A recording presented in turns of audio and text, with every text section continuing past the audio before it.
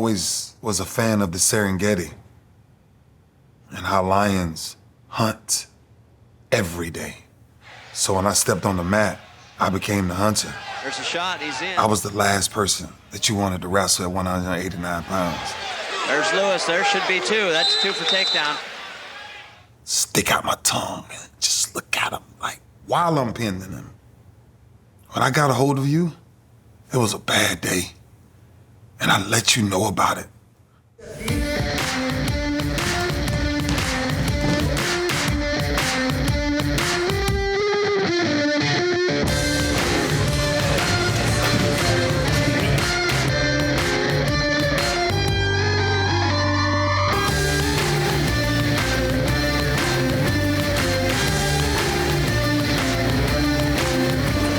Change levels.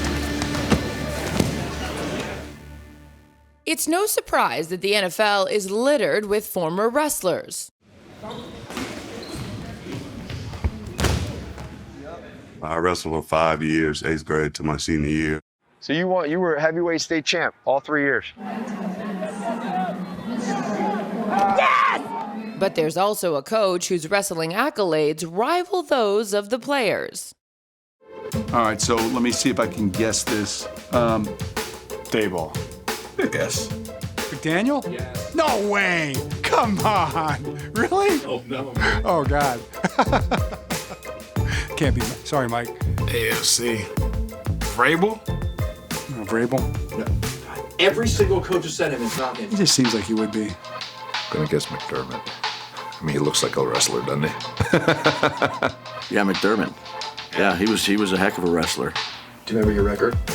76-1. Only taken down one time. Sean McDermott was a two-time national prep champion in Pennsylvania. Do players jokingly challenge you? No, they know. They know what? They know not to mess with me. So what makes wrestling and football such a harmonious duo?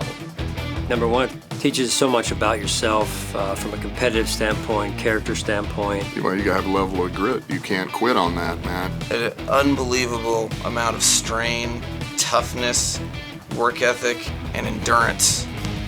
Guys that have wrestled in high school or college, you know, they're hard to get rid of because they find a way to fight their way onto the team. The hand-to-hand combat, the grappling, you're in a tight area, so your hand usage and your leverage is so critical. The wrestling background I like actually for defensive players because of the tackling element. That was good. You feel the trail leg? The way that I tackle is basically a takedown. You know, I take whatever hand and I grab it right behind the hamstring and I pull up and I take 3 hard steps and drive your feet and drive the defender onto the mat or onto the turf. There's one skill that's essential to success in both sports. Wrestling is about leverage. Teaches you leverage. I think those guys have a great feel for leverage of, you know, when you have too much weight over here, they flip you, and they can kind of push and pull and feel the leverage and feel the weight and the momentum on you or not on you. From the initial snap of the ball, linemen, once they get into one another, you know immediately who has the leverage. And if you don't have it, you have to get it back. And wrestling is a way that you learn, if I don't have leverage here, how am I getting it back to put it in my favor? That's one of the great things that wrestling takes to football. No one understands the importance of leverage better than former Patriots offensive lineman Stephen Neal, a two-time NCAA and a world champion wrestler. Stephen Neal wins his first world championship. Yes. Nobody would mess with Neal. Nobody. Now, Neal is coaching high school wrestling in Poway, California. And I'm getting to my feet.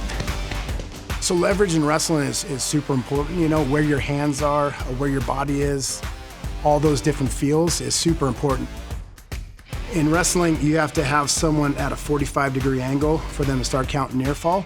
So if your hands aren't right and they're at 50 degrees, you don't get any points.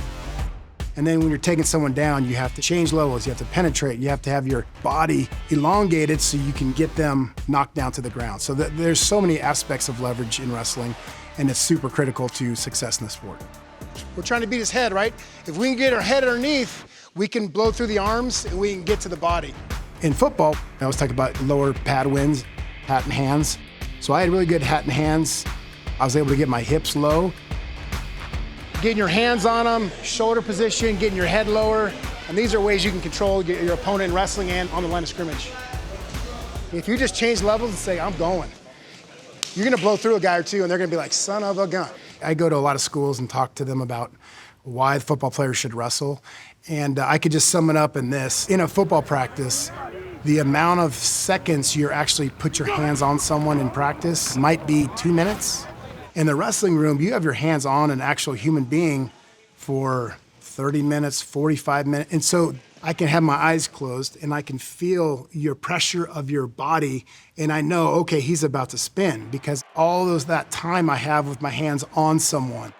Neal never played a down of college football, but he was able to become a 3-time Super Bowl champion from the skills he developed on the wrestling mat. Every time an O-lineman asks me, what can I do? I tell him wrestle. O-line, D-line, linebackers, anybody where you're hitting, anybody where you gotta use your hands, any position. Wrestling helps. I could easily say I loved wrestling as much as football.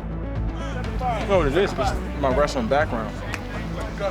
Because you gotta think, everything I did in wrestling was 7-chain slip, 7-chain double. I didn't know you wrestled. The skills that I had, the skills that I still carry to this day on how to take another human being and just dominate them. People talk about football.